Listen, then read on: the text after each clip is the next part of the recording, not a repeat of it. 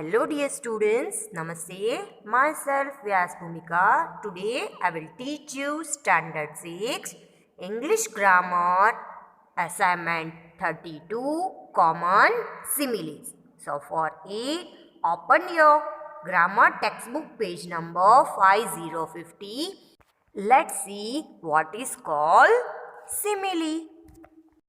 A simile is a comparison between two unlike things having some common quality. Simile दो unlike thing के बीच में जो common qualities होती हैं उसका comparison दिखाती है. मतलब हम कोई भी पर्सन के लिए कुछ भी बोलते हैं या तो उसको उपमा देते हैं, जैसे कि as clever as fox, fox के जैसा क्लेवर है. एज फास्ट एज चीता, चीते के जैसा फास्ट है, ऐसे. Okay, now take a pen and start writing the answer of the given exercise. So let's see exercise number 1. Complete the following, picking out the best similes from those given in the brackets. The first one is done for you. Means नीचे की blanks में हमें bracket में से best simile choose करके blank को fill up करना है. पहला जो है वो हमारे लिए आंसर के साथ दिया हुआ है. तो नंबर 1 है as white as snow, snow के जैसा एकदम वाइट. तो नंबर 2 है as hard as dash, bracket में है आयरन, स्टोन, वुड. तो हार्ड किसके जैसा होता है? स्टोन के जैसा, मतलब पत्थर के जैसा हार्ड. कभी कभी कोई इंसान ऐसा होता है ना कि जिसको कितना भी आप बोलो उसको कुछ भी फर्क नहीं पड़ता है, तो हम बोलते हैं ना ये इंसान है या पत्थर है. चलो देखते हैं number 3. As green as dash.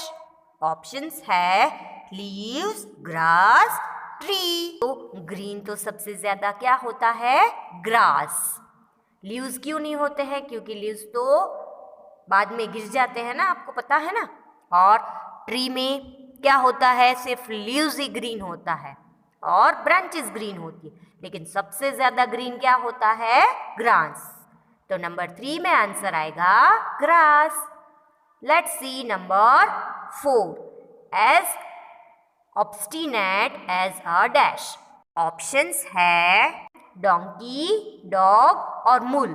मूल को हम बोलेंगे खच्चर. खच्चर मतलब गधे के जैसा ही वो हमें दिखता है. तो ऑब्स्टिनेट का मतलब होता है जिद्दी, एकदम जिद्दी. तो सबसे जिद्दी होता है मूल, MULE. तो 4th ब्लैंक में आंसर आएगा mule. Let's see number 5. As gay as a dash. Options है लैम्ब, लार्क और स्वान. लैम्ब मतलब the child of God, lark मतलब सिंगिंग बर्ड, और स्वैन को आपको पता ही है कि स्वैन मतलब क्या होता है. तो यहाँ पे गे का मीनिंग है अट्रैक्टिव. तो सबसे ज़्यादा अट्रैक्टिव है लार्क. क्यों? क्योंकि वो बहुत ही सुंदर दिखता है और बहुत ही सुंदर गाता भी है. तो 5th ब्लैंक में आंसर आएगा lark. Let's see number 6. As brave as a dash. Brave मतलब किसके जैसा बहादुर. तो चलो देखते हैं कि ऑप्शन में क्या दिया हुआ है. ऑप्शंस हैं लायन, वुल्फ या एलिफेंट. हमें पता ही है कि हम सबसे ज़्यादा ब्रेव लायन को मानते. क्यों? क्योंकि lion is the king of the forest. So 6 blank में आंसर आएगा lion. Let's see number 7. As brittle as dash. Options है ब्रिक, ग्लास या अर्थ. तो ब्रिटल का मतलब होता है डेलिकेट, डेलिकेट मतलब नाजुक. तो ब्रिक है, ब्रिक मतलब स्टोन, स्टोन तो नाजुक नहीं है, अर्थ भी नाजुक नहीं है. तो सबसे ज्यादा नाजुक होता है ग्लास. क्योंकि अगर वो हमारे हाथ से गिर जाता है तो वो टूट जाता है। तो 7th में आंसर आएगा glass. Let's see number 8, as light as a dash. Options हैं फेदर, लीफ, स्ट्रो। तो लाइट का मीनिंग यहाँ पे है वजन में कम, उसको हम लाइट बोलते हैं ना, हैवी का लाइट होता है वैसे।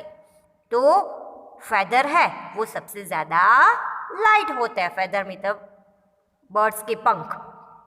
तो लीफ भी सबसे ज़्यादा लाइट नहीं होता है और स्ट्रो भी नहीं होता है, तो सबसे ज़्यादा लाइट क्या होता है? फेदर। तो नंबर 8 में मैंने आंसर लिखा है फेदर, जो आपको लिखना है। नंबर 9 है as busy as a dash. Options है मॉस्किटो, बी या फ्लाई। तो बिजी मतलब जो एकदम व्यस्त होता है वो, तो मॉस्किटो तो व्यस्त नहीं होता है, फ्लाई भी व्यस्त नहीं होता है। सबसे ज़्यादा बिजी कौन सा होता है? बी। बी मतलब हनी बी। हनी बी आपको पता है कि हनी बनाने में बहुत ही ज़्यादा बिजी होता है। Let's see number 10, as slow as a dash. Option है पिग, स्नेल या टॉर्टॉइस। तो सबसे ज़्यादा स्लो होता है टॉर्टॉइस। आपने रैबिट और टॉर्टॉइस की स्टोरी सुनी है ना, तो आपको पता ही होगा कि उन दोनों में सबसे ज़्यादा स्लो कौन है? टॉर्टॉइस। तो नंबर 10 है, इसमें आंसर आएगा टॉर्टॉइस, जो मैंने लिखा हुआ है। Let's see exercise 2। Now fill in this words in the blanks below. मतलब नीचे ऑप्शंस में से वर्ड्स चूज करके ब्लैंक्स में लिखने हैं।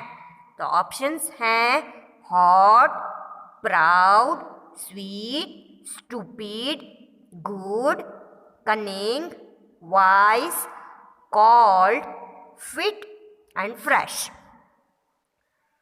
चलो देखते हैं number 1, as dash as a donkey. तो हम बोलते हैं ना कि ये डोंकी के जैसा क्या है? स्टूपिड है, मतलब ये तो गधा है। तो फर्स्ट ब्लैंक में आंसर आएगा स्टूपिड, जो मैंने लिखा हुआ है और आपको भी लिखना है। नंबर 2 है as dash as a gold, that is good.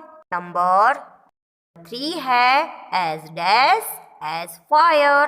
तो आग तो बहुत ही ज़्यादा क्या होती है? गरम। तो थर्ड ब्लैंक में आंसर आएगा हॉट। नंबर 4 है as dash as a fiddle. Fiddle मतलब यहाँ पे फीड करना, मतलब खाना। तो अगर हम खाएंगे तो हम हेल्दी रहेंगे ना, तो 4th ब्लैंक में आंसर आएगा फीट। नंबर 5 है एज डैश एज हनी। तो हनी तो कैसा होता है? एकदम स्वीट। तो हम ऐसा बोलेंगे as sweet as honey. 5th blank में आंसर आएगा स्वीट। नंबर 6 है as dash as a rose. तो फ्लावर तो आपको पता ही है कैसा होता है? फ्रेश। उसकी स्मेल भी एकदम मीठी मीठी होती है ना। तो यहाँ पे 6 ब्लैंक में आंसर आएगा फ्रेश, जो मैंने लिखा हुआ है और आपको भी लिखना है।